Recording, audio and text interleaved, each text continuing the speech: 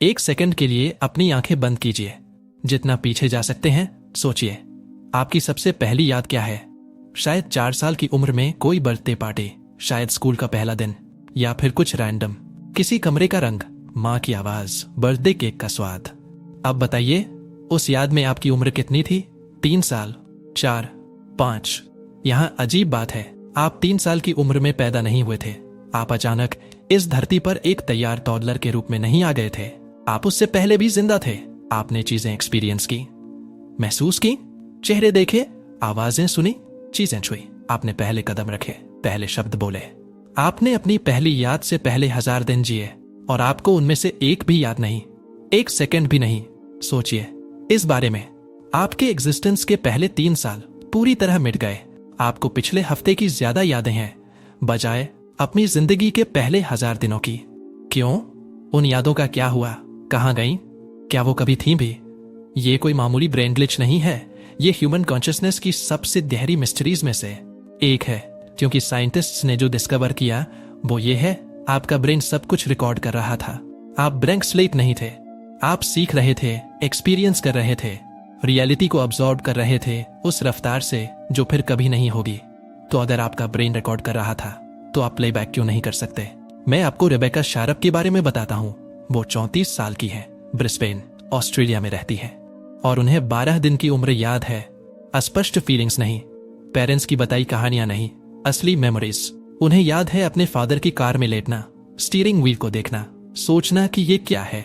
Seat का texture याद है, विंडो से आती रोशनी याद है। Has total recall of every day of her life. How does it work? Say I gave you a date, the 5th of November 2008. What happens?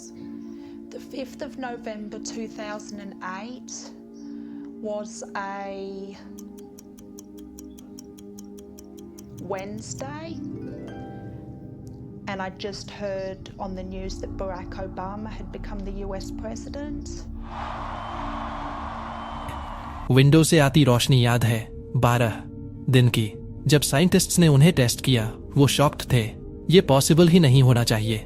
Childhood amnesia, हर किसी की memory में वो गैप हर इंसान के ब्रेन में हार्डवायर्ड माना जाता है। लेकिन रेबेका के ब्रेन ने रूल्स फॉलो नहीं किए। उन्हें एक कंडीशन है जिसे हाईली सुपीरियर ऑटोबायोग्राफिकल मेमोरी या हसम कहते हैं। पूरी दुनिया में सिर्फ 60 से 80 कंफर्म्ड केसेस हैं। शम वाले लोग भूल नहीं सकते। रेबेका को अपनी जिंदगी की कोई भी डेट बताइए, वो बता देंगी। उन्होंने क्या पहना था, क्या खाया था, मौसम कैसा था, किससे बात की थी। वो हर Harry Potter book word by word recite कर सकती हैं। स्टडी करके नहीं, क्योंकि उन्होंने एक बार पढ़ा और उनके ब्रेन ने हर एक शब्द स्टोर कर लिया। लेकिन यहां रेबेका की रेयर कंडीशन ने न्यूरोसाइंटिस्ट्स को जो रिवील किया वो ये है, आपके पास भी वो मेमोरीज थी। एक बार वो मेमोरीज एग्जिस्ट करती थी, रियल थी, आपके ब्रेन में स्टोर थी। और फिर कुछ हुआ, आपके ब्रेन ने उन्हें डिलीट कर दिया, जान बूझकर। चलिए शुरुआत पर चलते हैं। आपकी शुरुआत आप वोम में है, अंधेरा, गर्म, तंग। आप अपनी माँ की हार्टबीट सुन सकते हैं, उनकी आवाज, बाहर से आती मफल्ड साउंड्स। आपका ब्रेन खुद को बना रहा है उस स्पीड से जो फिर कभी नहीं होगी। हर मिनट आपका ब्रेन 250 न्यूरॉन्स क्रिएट करता है प्रेगनेंसी के दौरान एवरेज में, ताकि एक न्यूबॉर्न बेबी में 100 बिलियन से ज्यादा न्यूरॉन्स हो सके हर एक मिनट। जब तक आप पैदा होते हैं आपके पास लगभग वो सारे न्यूरॉन्स होते हैं जो आपकी पूरी जिंदगी में कभी होंगे।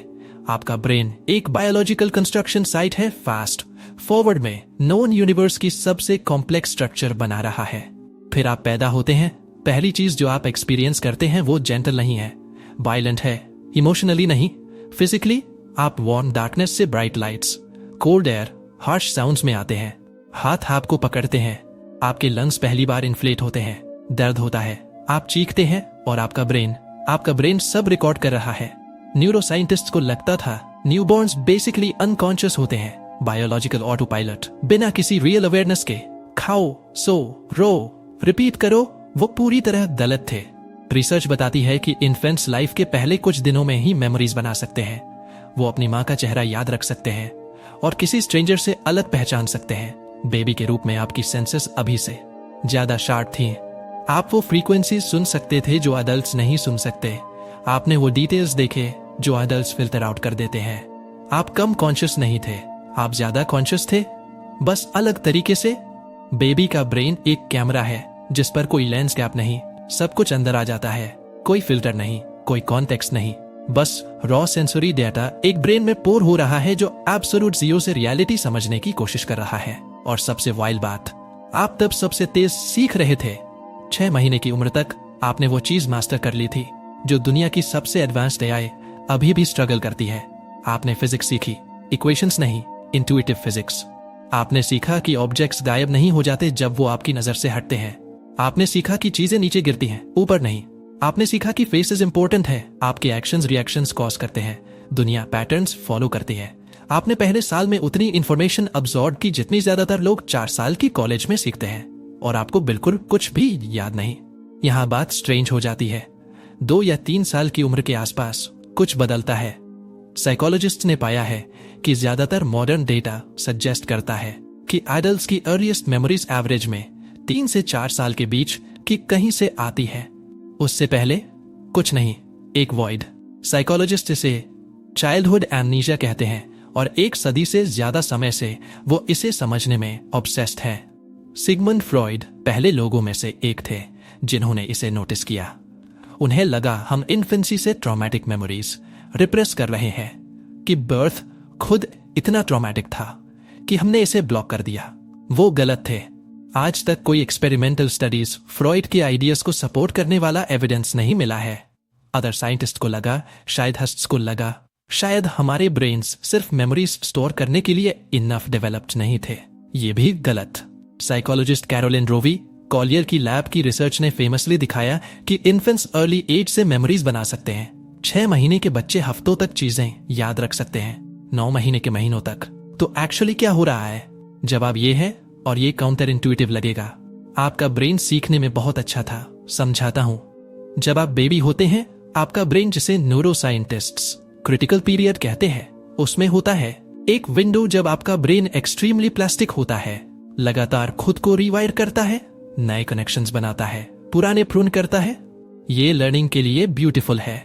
इसलिए बेबीज मल्टीपल लैंग्वेजेस एफर्टलेसली सीख सकते हैं, किसी भी एनवायरनमेंट, किसी भी कल्चर में अडेप्ट कर सकते हैं।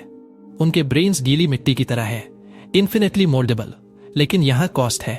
अगर मिट्टी कभी हार्ड नहीं होती तो आप स्कल्पचर सेव नहीं कर सकते। हर बार जब आपके बेबी ब्रेन ने कुछ नया सीखा, वो लिटरली खुद को रीस्ट्रक्चर कर लेता था। नए न्यूरल पाथवेज बनते, पुराने डिसॉल्व होते। आपके ब्रेन का पूरा आर्किटेक्चर लगातार फ्लक्स में था, और मेमोरीज को उन्हें होल्ड करने के लिए स्टेबल स्ट्रक्चर्स चाहिए। वो हार्ड ड्राइव पर फाइल्स की तरह है। अगर हार्ड ड्राइव खुद को लगातार रेफॉर्मेट करती रहे तो फाइल्स गायब हो जाती है। आपकी अर्ली मेमोरीज इसलिए डिलीट नहीं हुई क्योंकि वो अनइम्पोर्टेंट थी, वो इसलिए डिलीट हुई क्योंकि आपका ब्रेन खुद को इतनी फास्ट अपग्रेड कर रहा था कि वो stable long term storage maintain नहीं कर सकता था। आपने एक्सप्लोसिव लर्निंग कैपेसिटी के लिए मेमोरी सैक्रिफाइस की, लेकिन ये पूरी कहानी नहीं है। कुछ लोग जैसे रेबेका अपनी मेमोरीज रख पाए, तो क्लियरली ये पॉसिबल है। और यहां कुछ और भी स्ट्रेंज है। आपके पास शायद वो मेमोरीज कुछ समय के लिए थी। स्टडीज दिखाती हैं कि 6 महीने के बेबीज 24 घंटे तक याद रख सकते थे, 9 महीने के लगभग 1 महीने तक, और 2 साल की उम्र तक इन्फेंट्स वो टास्क्स याद रख सकते थे जो उन्हें 1 साल पहले सिखाए गए थे। मेमोरीज थी और फिर फेड हो गई। क्यों? यहां हम कुछ गहरी बात में जाते हैं, मेमोरी की नेचर के बारे में। ज्यादातर लोगों को लगता है मेमोरी वीडियो रिकॉर्डर की तरह काम करती है। कुछ होता है, आपका ब्रेन रिकॉर्ड हिट करता है, मेमोरी परफेक्टली स्टोर्ड हो जाती है, आपके एक्सेस करने का इंतजार कर रही है। ऐसा बिल्कुल नहीं होता, बिल्कुल भी नहीं। हर बार जब आप कुछ याद करते हैं, आप रिकॉर्डिंग प्ले नहीं कर रहे, आप इसे रिकंस्ट्रक्ट कर रहे हैं। आपका ब्रेन फ्रैगमेंट्स लेता है और मेमोरी को रियल टाइम में रीबिल्ड करता है। और क्रिटिकल पार्ट यह है, हर बार जब आप मेमोरी रिकंस्ट्रक्ट करते हैं, आप इसे थोड़ा बदल देते हैं। आप डिटेल्स ऐड करते हैं, कुछ रिमूव करते हैं, अपनी करंट इमोशन से इसे कलर करते हैं। मेमोरी स्टोरेज नहीं है, स्टोरी टेलिंग है। और जब आप बेबी होते हैं, आपके पास अभी कोई स्टोरी नहीं होती, कोई सेल्फ नहीं होता जिसे ये बताया जाए। अपनी अर्लीस्ट मेमोरी के बारे में फिर सोचिए। जब आप इसे पिक्चर करते हैं, आप शायद खुद को बाहर से देखते हैं, सही? जैसे आप एक मूवी में खुद को देख रहे हैं। ऐसा इसलिए है क्योंकि आप ओरिजिनल एक्सपीरियंस याद नहीं कर रहे, आप वो स्टोरी याद कर रहे हैं जो आपने खुद को बताई है। आपने इसे इतनी बार रिकंस्ट्रक्ट किया है, फोटोज से, फैमिली स्टोरीज से, अपनी रिटेलिंग से, कि ओरिजिनल गायब हो गई है। अब आपके पास जो है वो मेमोरी की मेमोरी है। लेकिन जब आप बेबी थे, आपके पास मैं का कोई कॉन्सेप्ट नहीं था, कोई सेंस ऑफ सेल्फ नहीं था, कोई इंटरनल नरेटर नहीं था एक्सपीरियंसेस को मेरी लाइफ के अंदर फाइल करने के लिए। रिसर्चर्स ने इसे मिरर रिकॉग्निशन टास्क से टेस्ट किया है, जिसे रूज टेस्ट कहते हैं। 18 महीने से छोटे इन्फेंट्स बस रिफ्लेक्शन में क्यूट बेबी को देखकर मुस्कुराते हैं, कोई एविडेंस नहीं दिखाते कि वो खुद को रिकॉग्नाइज करते हैं। आपने सब कुछ एक्सपीरियंस किया, कलर्स, साउंड्स, फीलिंग्स, लेकिन आपके पास कोई फ्रेमवर्क नहीं था उन एक्सपीरियंसेस को रिट्रीवेबल मेमोरीज में बदलने का। जब तक आप cognitive sense of self develop नहीं करते, जो लगभग 2 से 3 साल की उम्र में होता है, आप ऑटोबायोग्राफिकल मेमोरीज क्रिएट नहीं कर सकते। आप सीख सकते हैं, अडेप्ट कर सकते हैं, चलना, बोलना स्टोर कर सकते हैं, लेकिन वो नैरेटिव मेमोरीज क्रिएट नहीं कर सकते जिन्हें आप बाद में मेरा चाइल्डहुड कहेंगे। आप कॉन्शियस थे, एक्सपीरियंस कर रहे थे, लेकिन आप अभी आप नहीं थे, तो हम कहाँ हैं? आपने अपनी पहली मेमोरी से पहले लगभग 1000 दिन जिए, 1000 दिन एक्सपीरियंस, लर्निंग, बॉन्डिंग, डिस्कवरी के, और उनमें से कुछ भी याद नहीं रहा या रहा। यहां वो बात है जो न्यूरोसाइंटिस्ट्स को रात में जगाए रखती है। सिर्फ इसलिए कि आपको कॉन्शियसली कुछ याद नहीं, इसका मतलब ये नहीं कि वो गया। रिसेंट स्टडीज सजेस्ट करती हैं कि हमें इन्फेंटाइल एमनीशिया इसलिए नहीं है क्योंकि हम यंग चिल्ड्रन के रूप में इंफॉर्मेशन रिटेन नहीं करते, बल्कि इसलिए कि हम अडल्ट्स के रूप में इन मेमोरीज को रिट्रीव नहीं कर पाते। 2023 की एक स्टडी ने पाया कि फॉरगॉटन चाइल्डहुड मेमोरीज अडल्ट माइस में लाइट यूज करके रीइंस्टेटेड की जा सकती थी, न्यूरल पाथवेज को स्टिमुलेट करके जो स्पेसिफिक मेमोरी से रेलेवेंट है। येल रिसर्चर्स अब टेस्ट कर रहे हैं कि क्या इन्फेंट्स, टॉडलर्स और चिल्ड्रन होम वीडियोस याद रख सकते हैं जो उनके पर्सपेक्टिव से बेबीज के रूप में लिए गए थे। टेंटेटिव रिजल्ट्स दिखाते हैं कि ये मेमोरीज प्री स्कूल एज तक परसिस्ट कर सकती है, फेड होने से पहले।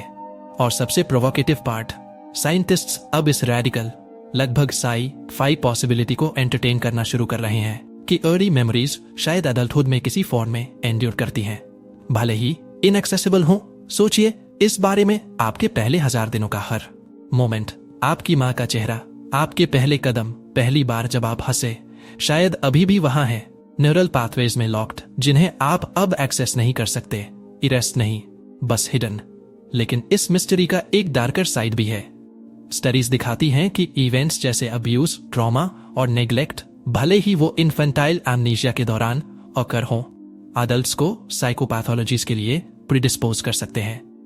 नेग्लेक्टेड चिल्ड्रन का डाटा दिखाता है कि उन सभी को लगभग लर्निंग और कॉग्निटिव फंक्शंस में प्रॉब्लम्स होती हैं। कुछ केयर से इंप्रूव होते हैं, कुछ कभी रिकवर नहीं होते। तो वो इवेंट्स जो आपको याद नहीं, वो आपको शेप कैसे कर सकते हैं? मेमोरीज कॉन्शियस नहीं है, लेकिन वो वहां है, एनकोडेड है कि आपका ब्रेन खुद को कैसे वायर करता है, जो कनेक्शंस बने, जो पैटर्न स्टिक हुए। आपको इन्फेंट के रूप में हेल्ड होना याद नहीं, लेकिन आपके ब्रेन को याद है। आपको अपनी माँ की आवाज का टोन याद नहीं, लेकिन आपके नर्वस सिस्टम को याद है। Early life events adult behaviour को ग्रेटली इंपैक्ट कर सकते हैं और इंडिविजुअल्स को वेरियस साइकोलॉजिकल कंडीशंस के लिए प्रीडिस्पोज कर सकते हैं, भले ही अर्ली मेमोरीज एडल्ट्स के लिए इनएक्सेसिबल हो। आपके फर्स्ट ईयर्स बस गायब नहीं हुए, वो आप बन गए। चलिए बात करते हैं, इसका क्या मतलब है? रेबेका शारोक और हजम वाले अन्य 80 लोगों के लिए लाइफ एक गिफ्ट और कर्स दोनों है। उन्हें हर काइंडनेस याद है, हर अचीवमेंट, हर ब्यूटीफुल मोमेंट, लेकिन उन्हें हर एम्बैरासमेंट भी याद है, हर हार्ट ब्रेक, चाइल्डहुड में बोला गया हर क्रूर वर्ड। उन्होंने अपनी मेमोरी को एंडलेस, अनकंट्रोलेबल, एग्जॉस्टिंग बताया है। चाइल्डहुड इंसल्ट्स और बुलिंग पूरे इमोशनल वेट के साथ वापस आते हैं, मूव ऑन करना मुश्किल बना देते हैं। रात में वो अक्सर क्लासिकल म्यूजिक या प्रिस्क्राइब्ड मेडिकेशन जैसे वैलियम पर रिलाई करती है, अपनी मेमोरी को क्वाइट करने और सोने में मदद के लिए। बाकी हमारे लिए हम भूल सकते हैं, और शायद ये कोई फ्लॉ नहीं है। शायद भूलना एक सबसे इंपॉर्टेंट चीज है जो हमारे ब्रेन्स ने सीखी। सोचिए इस बारे में अगर आपको हर डायपर चेंज याद होता, हर बार जब आप रोए, पहले सालों की कंफ्यूजन और हेल्पलेसनेस का हर मोमेंट, आप कैसे फंक्शन करते? अगर हर मिस्टेक, हर एम्बैरेसिंग मोमेंट, हर पेनफुल एक्सपीरियंस उतनी ही विविड रहती जितनी वो दिन थी, आप कैसे आगे बढ़ते? पैराडॉक्स ये है, हिपोकैम्पल डिपेंडेंट लर्निंग चाइल्डहुड में रिलेटिवली देर से डेवलप होती है और अर्ली मेमोरीज रैपिडली भूल जाती हैं। फिर भी अर्ली लाइफ एक्सपीरियंसेस ब्रेन और कॉग्निटिव फंक्शन पर लाइफ लॉन्ग इफेक्ट्स डालते हैं। हम इवेंट्स भूल जाते हैं लेकिन लेसन्स रखते हैं। हम डिटेल्स खो देते हैं लेकिन पैटर्न्स रिटेन करते हैं। हम मोमेंट्स इरेज कर देते हैं लेकिन ग्रोथ प्रिजर्व करते हैं। यहाँ फाइनल ट्विस्ट है, आपका ब्रेन अभी भी ऐसा कर रहा है। अभी आपको लगता है आपको कल क्लियरली याद है, नहीं याद। आपका ब्रेन ऑलरेडी इसे एडिट कर रहा है, कॉन्डेंस कर रहा है, डिसाइड कर रहा है कि क्या मैटर्स और क्या नहीं। आज आपने जो एक्सपीरियंस किया उसका ज्यादातर अगले हफ्ते तक गया होगा, अगले हफ्ते का ज्यादातर अगले साल तक। आपका ब्रेन लगातार चूज कर रहा है क्या रखना है और क्या जाने देना है। और यहाँ ब्यूटीफुल पार्ट, ये यूजुअली सही होता है। जो मोमेंट्स मैटर करते हैं, जिन्होंने आपको बदला, जिन्होंने आपको कुछ सिखाया, जिन्होंने आपको किसी से कनेक्ट किया, वो स्टिक करते हैं। बाकी बस नॉइज। तो आप अपना जन्म क्यों याद नहीं कर सकते? क्योंकि आपका ब्रेन खुद को बना रहा था, क्योंकि आपके पास अभी कोई सेल्फ नहीं था जिससे याद किया जाए, क्योंकि मेमोरीज यूजलेस क्लटर होती जब आपको उस मेंटल स्पेस की जरूरत थी लैंग्वेज सीखने के लिए, कॉन्शियस बनने के लिए, क्योंकि भूलना फेलियर नहीं है, फंक्शन है। रेबेका शार्प की स्टोरी हमें कुछ प्रोफाउंड सिखाती है। मेमोरी सब कुछ होल्ड करने के बारे में नहीं है, ये जानने के बारे में है कि क्या जाने देना है। हम में से ज्यादातर के लिए टाइम पास्ट को सॉफ्टन करता है। बैड डेज ब्लर हो जाते हैं, एम्बैरेसिंग मोमेंट्स फेड होते हैं, हार्ट ब्रेक्स अपना स्टिंग खो देते हैं। लेकिन रेबेका के लिए कुछ भी फेड नहीं होता। हर मोमेंट, अच्छा, बुरा और बीच में, उतना ही शार्प रहता है जितना वो दिन था। उनकी लाइफ एक रिमाइंडर है कि जबकि मेमोरीज हमें शेप करती हैं, उन्हें हमें डिफाइन नहीं करना होता। आपके पहले 1000 दिन गए, लेकिन वो हर जगह भी है।